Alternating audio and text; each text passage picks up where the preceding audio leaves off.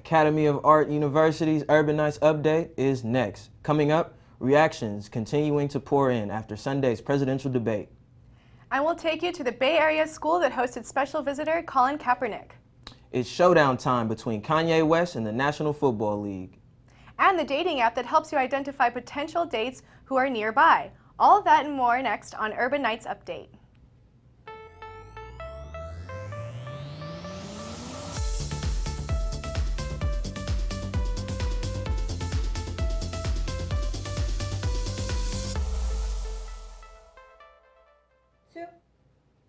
Hi there, thanks for joining us here at the Academy of Art University's Urban Nights Update.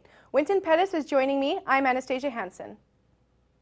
No more official support for presidential candidate Donald Trump. That's the decision from House Speaker Paul Ryan, who made the announcement after a conference call with Republican leaders. After Sunday's debate, Speaker Ryan told GOP members of Congress that they should do what's necessary to win office, regardless of supporting Trump or not. Trump's reaction? He immediately tweeted, Paul Ryan should spend more time on balancing the budget, jobs, and illegal immigration, and not waste his time on fighting Republican nominee. Ryan began publicly distancing himself from Trump after last week's videotape, showing Trump talking about women in a vulgar manner and bragging about touching them in appropriate ways. Trump defended his comments as locker room banter, but professional athletes are disputing that. Many are now coming out publicly saying that those kinds of comments don't happen in their locker rooms. Miami Heat's Udonis Haslem states that he does not know what kind of locker room Trump has been in. However, WNBA Minnesota Lynx coach says Trump just shined the light on so many problems and that this just comes to show that women are not treated equally. Hall of Famer Jerry Rice believes that all lives matter. It was just August when quarterback Colin Kaepernick sat down during the national anthem. Since then, there have been a lot of controversy on whether or not he is disrespecting his country or if he is in the right for taking a stance. At the time, Jerry Rice chimed in tweeting, "All lives matter." Since then, Rice has received a lot of criticism for that and deleted his tweet eventually. He stated that he did not know about the Black Lives Matter movement when he tweeted it. Jerry Rice is rethinking his position on the movement. Not only do 49er fans love Kaepernick off the field, but they want to see him on the field as well. Kaepernick was benched for the fourth consecutive game against the Arizona Cardinals. After the loss against Arizona, it put the 49ers record at 1-4.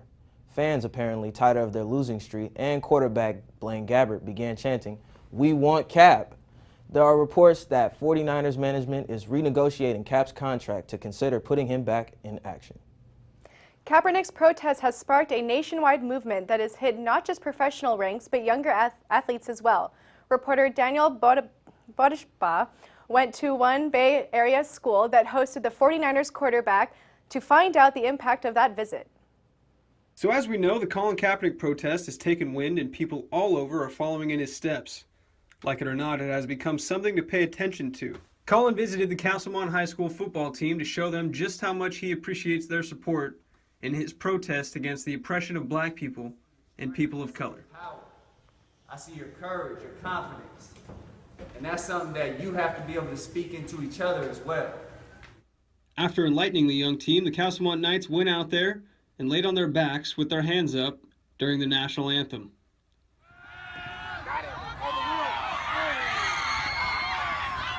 You know, that move right there is the kids also, for them to take the time out and to think about their own life and say, you know what, it's really not right what's going on right now in the world.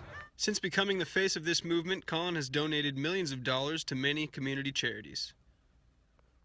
We all want to live, be respected, and just do what we want to do. I'm happy that the athletes are starting to get into like the big name athletes. Now we need LeBron, we need Michael Jordan to speak on it. We need all the big athletes because like athletes, they make a difference. Many throughout the NFL have things to say about it, and Colin welcomes anyone's opinion or support. I definitely understand where he's coming from. But I'll defend until death your right to say it. That flag gives you the right to do whatever you want, and I understand that. You got to respect the flag, and you got to stand up with your teammates. It's bigger than just you. He's got to see the impact that he has on a lot of people's lives. As this becomes such a controversial topic, the question arises, is this ultimately creating more separation between the people and the community? Colin has no intentions of standing for the national anthem until he feels something is finally being done. In San Francisco, I'm Daniel Bodishbaugh with your Urban Nights update. I appreciate what y'all did. I love y'all. Y'all my brothers. I'm here with you. Although Kaepernick has been all over the media, the NFL has not. The NFL ratings has hit rock bottom this past year. NBC, Fox, CBS, and ESPN are worried about the 11% drop in ratings since the 4 weeks of regular NFL season started. One of the reasons why ratings are going down may be because of the presidential debate being televised at the same time. When the election is over, the NFL is hoping fans will have more interest in the NFL. If the ratings do not go up in late November, the league will be worried. NFL teams can no longer post videos on social media. According to the new social media policy, players are not allowed to use Facebook Live, Periscope, or any other apps that can stream live in the stadium. If teams violate the policy, they will be fined $20,000 for the first instance. The second time, they can be fined up to $50,000, and the maximum penalty is $100,000. League executives want to make sure content is generated by the team's website so that league maintains control. The NFL has been cracking down lately on their athletes, whether it be on or off the field. Players just can't get a break. But now it seems they aren't only disciplining athletes, but some of your favorite artists too. I go in for more on the issue. Kanye West has been regarded as one of the most influential artists of this generation. From his innovative hip-hop production to his fashion-forward design, Ye has tried to display his creativity on as much as he can. But now, the NFL has something to say about it. Kanye has taken the fashion world by storm with his Yeezy season collection. His sought-after Yeezys are the staple of his line and are likely a hypebeast's dream shoe. Ye has transformed the shoe now from stylish to performance wear with the Yeezy cleats that have now since been banned by the NFL. The NFL cited a rule which states that cleats must be one dominant base color and fined wide receiver DeAndre Hopkins $6,000 for wearing them in a game. The NFL banning the Yeezy cleats gives Kanye his Jordan-esque moment, much like how the Air Jordan 1s were banned by the NBA in 1985. But the football community thinks otherwise. I don't have a problem with the 350 cleats. I kind of don't really understand the problem with 350 cleats. I know about the ruling that most cleats has to be a base color, kind of like one standard color, and it's basically just like that for the little small black spots in there, you know. But for most cleats in a team uniform, usually they're a base color with another color in there anyway. There is no one cleat in the NFL where it's just one color all the way through. And sometimes there are players in the league that wear different color cleats than their uniform. So it's kind of like a weird rule, and I really don't understand it. But, you know, the NFL is the NFL. It's kind of like how they do their own stuff. I don't have a problem with the 350 cleats. Those cool joints right there. Somebody trying to make a statement, trying to bring up to the field that was off the field, and NFL wasn't having that, so yeah, he got that fine. Although Kanye's cleats aren't up to league standards, Adidas will be looking to get Yeezy back on the field with the pirate black Yeezy 350 cleats. Rumored to be released later this year, Kanye is ecstatic about getting back in the NFL. From San Leandro, I am Winton Pettis with your Urban Nights update. Seems like Yeezy will make his way on the field after all. Kanye's debut. Seems like Kanye has additional problems. He took to Twitter and announced his $53 million debt.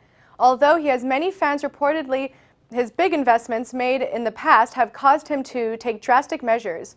We did indeed publicly ask Facebook founder Mark Zuckerberg for $1 billion to continue his projects. He also confronted Google's Larry Page about supporting him with funds. Seems that his dream of stepping out into the fashion industry has gotten him into a bind. On the positive side, finally making its way to the stores, Yeezy Season 3 is something fans can't wait to get their hands on. West claims to place his clothes on a market for a lower price, dropping the prices almost 50%. Although the clothes are still pricey, they are still less than the usual prices of the $600 to $5,000 or more. Information on when and where you can get your Yeezy Season 3 has yet to be released. With the release of the Trump recordings, Twitter has hit him back with millions of women tweeting them their sexual assault horror stories. This tweet expresses the public's view on Trump's comments towards women.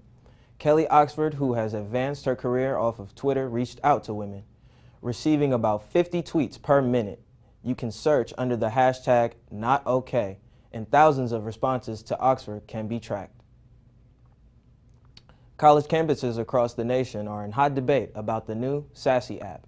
The app works as a sexual consent that requires users to read a contract, sign, and submit a photo before any intimate contact. Some concerns about the app are that if people were to sign and then change their mind, it could potentially give enough evidence to exonerate rapists. The creators say it's legally binding, but there has never been a test case. Tinder's CEO, Sean Rad, is announcing that his dating app has recently invested in the app Hey Vina, an app that is female-focused in matching friendships through network. This is considered Tinder's second way to connect users who are only seeking friendships. This summer, Tinder Social debuted, which helps groups of people connect for a group hangout or a night out. Many cyber safety experts have announced and warned people of the new dating app, which allows users to track their matches through the use of GPS. That's according to Tinder CEO Sean Rad. That app allows users to see where they cross paths with matches through viewing a map, as well as the number of times a potential match has been in the area. Happen has been viewed as a more dangerous version than Tinder. As these dating apps grow in popularity, more and more should be aware of the dangers of online dating. This new app may be innovative, but it's no expectation. Vanessa Salas has more on the story. Every time you cross paths with another person who has downloaded the Happen app, their profile will pop up on your timeline. It will show you how long ago the other person was near you. You can view the number of times you have encountered this person. I like using the Happen app because you get to know and meet a lot of guys, and I'm dating somebody which I met from there. The first time he approached me was when he sent me a charm, and I found him pretty attractive, and I sent him a charm back, and then we noticed that we were pretty close, so we decided to meet. I wasn't afraid, I was nervous of meeting him. I was afraid of using the app on the first time because I don't know these people. But then within the third date, I was feeling calm and confident about it. I'm not a current app user anymore because I found somebody that I'm very attractive to and connected, so I don't feel the point of me keeping on a dating application anymore. The Happen app lets you locate where other users are located at. Approximately a quarter of a mile from me, about 10 users are using the app right now. Oh, I just got a notification. It looks like someone just passed near me. Yeah, I think the Happen app is a great idea. If you're looking to meet somebody and you guys are both in the same location, it's a cool way to, be aware of that. Many app users I came across thought the Happen app is convenient, although Victoria Denembo had something different to say. I've heard about the Happen app through a friend. She started using the app, similar dating apps like Tinder, Bumble, and all those dating apps. I've also seen it through social media. I've seen it through ads or commercials on TV. Personally, I don't think that's how I would want to meet somebody, because I feel like it's kind of a creepy way if I'm just in the area, and then what if somebody is trying to creep on me or stalk me, but that's just how I feel about it personally. While some people are still learning about the app, others are continuously dating through the app. In San Francisco, I am Vanessa Salas with Urban Nights Update. The popular music and social media app Spotify has taken notice of the rise of online dating and has teamed up with Happen to gain more business.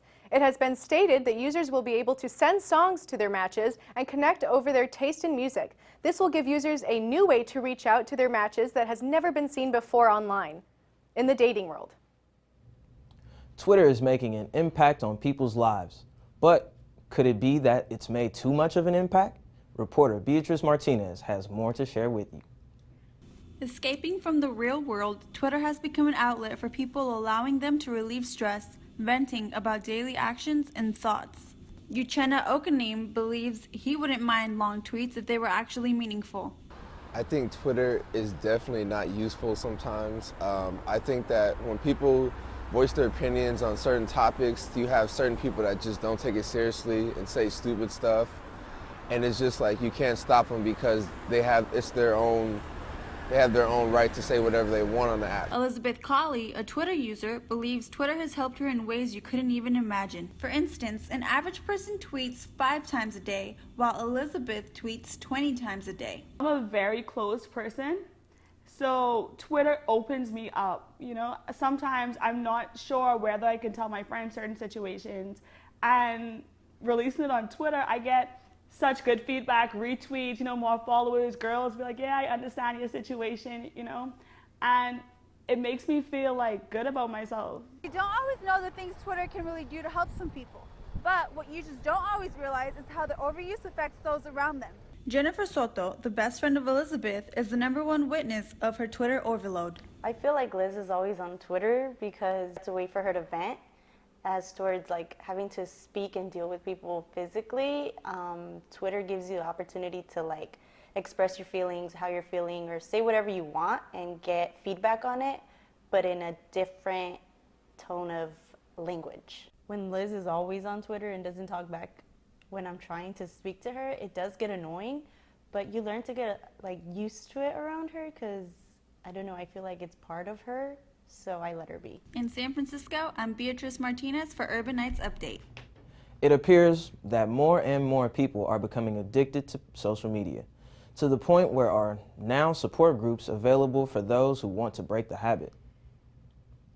With tech playing such a huge role in today's society, we have the inside scoop for those of you interested in using it to your advantage. Linda Camacho's guests may have the information you're craving. I'm sitting here with Ed Thomas, a data processing engineer from one of my favorite networks, CBS Interactive. Welcome to the show, Ed. Well, thank you. Great to be here. So I have to ask you, what exactly are your responsibilities as a data engineer? Well, most of my job is related to CBS products. One is CBS All Access, which is a new Netflix type of subscription where people can sign up for a month and get access to all their great CBS shows. And my job is basically to make sure that product's working, and then we're able to track viewership. Nice. So what certifications do you need in order to do your job? Well, with my job, you don't really need any certifications per se. It helps to have some certifications from Adobe in implementing their analytics solution, so processing role engineer. But it's mostly hands-on, so it's based on skill, and if you could do the job, then they don't really care about certifications. So as job, like your experience, so you have created websites before and you know, you're very in touch with like the adware of a Microsoft and stuff like that, correct? Yeah, that's right. We have a tag manager, which is how we implement certain tags on the site. So say they want to track conversions from a Facebook ad, it helps to know the tag manager tool and helps to know some of the web technologies. So that's always a big plus to have that kind of knowledge. Right, definitely. So what would you say is the difference between a data engineer and a data scientist? I would say data engineer is more hands-on, where we're working with like code and working with tags on the site, or working with things within the app, whereas a scientist is more of does more theoretical stuff, so looks at the work processes and the data processes between all the, behind all the products, and then makes high-level decisions based on workflow and optimization. So Ed, what advice would you give to a student who was interested in pursuing a job in data engineering? Great question. I would tell them just always be willing to learn, and learning new technologies. Technology changes really fast, so what you learn today might be different than what you need to learn for tomorrow. So always have a willingness to learn, and just stay agile with like your learning and everything else. Well, thank you so much for being here with me today. Being here with me today. Back to you guys in the studio. Thanks, Linda. Now let's join Samantha Hing for the latest on sports. Let's take a look at our Urban Knights are doing. AU tennis player Tel Lantrop twins and Alma Clara were crowned the regional champion at the Intercollegiate Tennis Association ITA Western Regional Championship. On Saturday, the pair played against Johnson and Schneider from CSULA with an 8-3 victory win. With their victory, they will be heading to the ITA Oracle Cup that will be held in Surprise, Arizona on October 13 to the 16th. The twins talk about their win. We are really excited for this tournament, and we don't.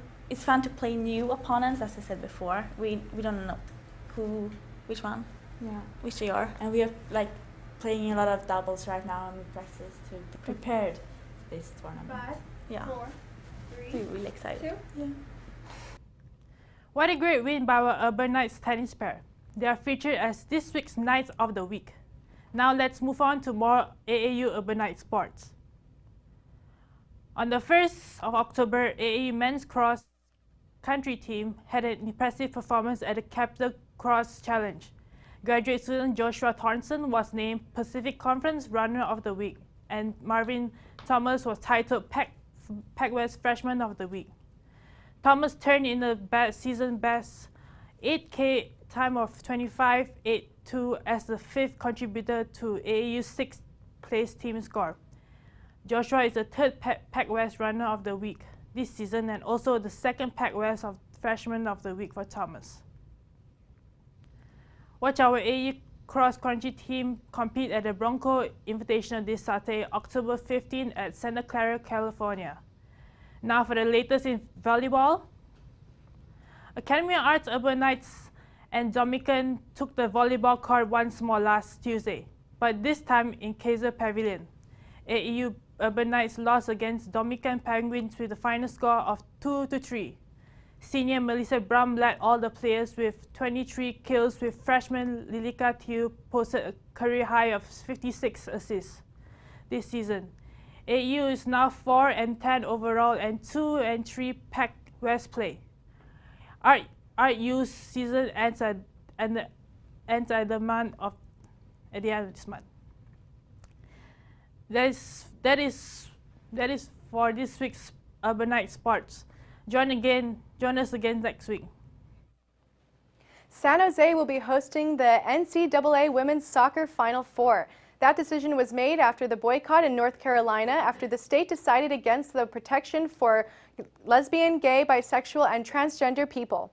The NCAA Council said the NCAA tour name, NTS, and events for all college athlete coaches, administrators, and fans provided an inclusive atmosphere.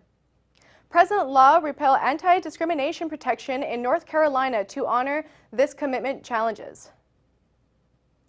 A warning out now about the dangers of cheerleading. ABC's medical reporter Dr. Jennifer Ashton alerts parents about concussions, tumbling, doing backflips, and tossing a person in the air and catching them can leave scars that affect the person internally. Students sometimes do not recognize an internal head injury. Concussions have been an issue in cheerleading, and reports of the fellow student athletes are getting concussions have gone up 100%. Most Olympic medalists are getting a tax break. A new law signed by President Obama on Friday states that the Olympic medalists will be excluded from paying the victory tax on their Olympic cash prize. However, this does not exempt high-profile Olympians who have won many gold medals. Before the law was signed, in some cases, a gold medal would cost the winner more than $1,000 in additional income taxes. In this week's installment of Entertainment Lately, a lot of great releases this week, including a Netflix exclusive. Netflix has released Luke Cage, starring Mike Coulter as Luke, a regular man from Harlem who has been given the ability to be indestructible and super strength. Cage becomes the neighborhood hero that no one sees coming. You wear a hoodie in this, and was that a decision by you? You know, it's not an accident. You know, obviously there's this Trayvon Martin thing that happened, and I think everyone was shaken to the core in America who basically understood that there was a black teen who was killed in his own neighborhood because he was wearing a hoodie, and it was like this guy felt he was a threat. And so there's no question that when Cheo Hodari Coker, who's the creator of our show, and I sat down, it was very important that we make some statements. And I think that all people who wear hoodies are not criminals. All people who wear hoodies are not threats. So we wanted to, we wanted to shake it up a little bit. So it's a symbolic thing, 2. This weekend, opening up in theaters is Kevin Hart's What Now?, the follow-up to his 2013 stand-up movie, Let Me Explain. Hart takes the stage for his sold-out, record-setting performance at Philadelphia's Lincoln Financial Field to a crowd of 50,000. The question, what now, is a question that should always be answered. It's a question that you should always should always continue to roll through and roll out. With me, it's just nonstop. It's a nonstop movement, and that's where the title "What Now" stems from. That's where it's come from. Also opening this weekend is Deserto.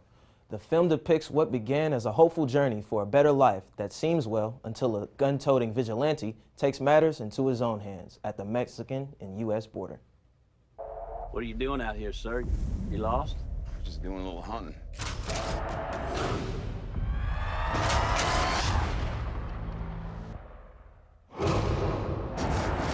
Find him.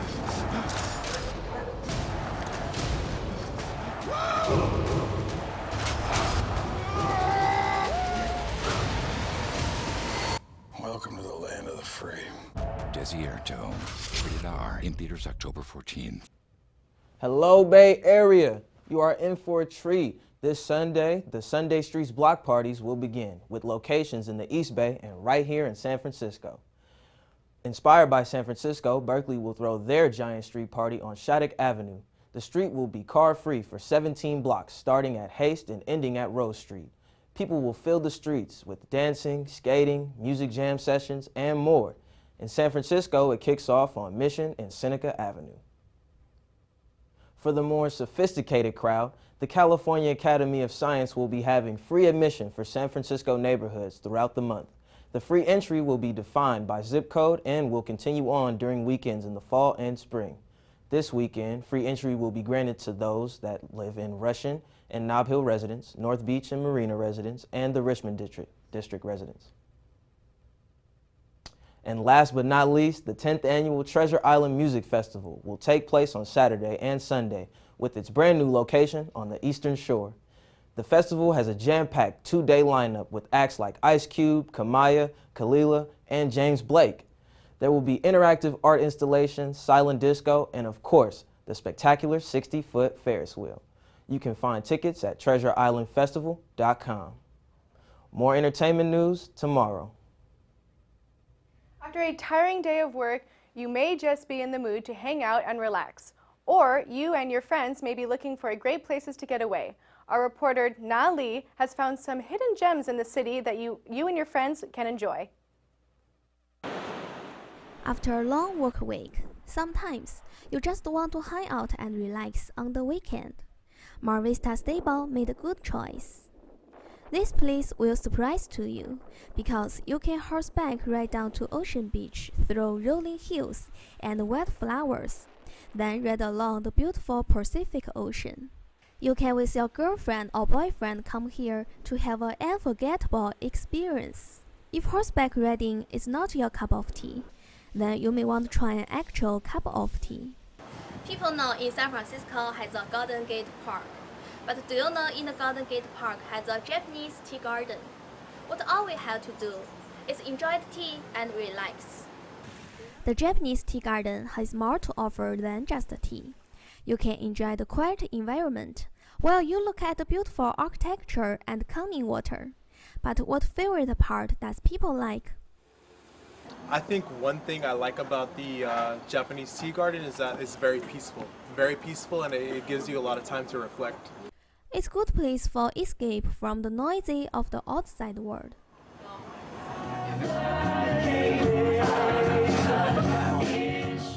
However, if you are looking for noisy, what better place is there than a karaoke bar? And Akiba is no ordinary karaoke bar. I'm a consultant at Akiba. Me and the owner created a Japanese pizza that from American thinking and Japanese culture combined. Well, it's not as peaceful and quiet like horseback riding and a tea garden. Akiba is relaxing in its own way. Even though Akiba is loud, it's somehow still hidden gem. In San Francisco, I'm Ncaa, Urban Nights Update. Be sure to note that Mar Vista Stable only takes cash and costs $60 an hour. To book a reservation, details are online at marvistastables.com. Looks like a few fun places I might want to check out. That wraps it up for this edition of Urban Nights Update. I'm Anastasia Hansen. And I'm Winston Pettis. For everyone here, thanks for joining us. See you back next time.